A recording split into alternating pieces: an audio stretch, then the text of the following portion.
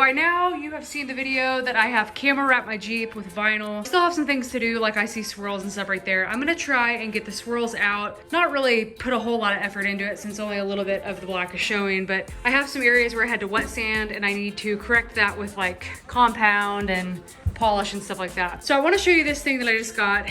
In no way is it going to help the performance. Supposedly it's supposed to help air intake, but I don't count on that and I don't think that's going to happen.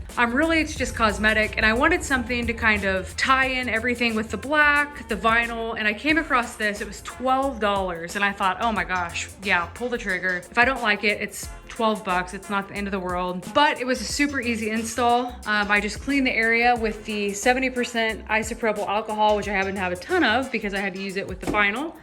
After that, I went ahead and just got any excess, anything that I saw on there, like dust or anything like that. The back of that has 3M tape on every single side. I unpeeled that and I stuck it down, and I did a pretty good job with keeping everything even. And that's really it with the install. Super easy. 3M double-sided tape.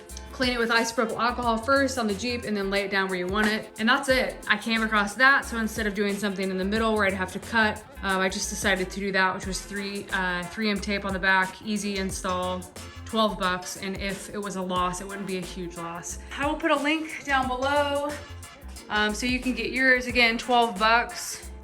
And that is it.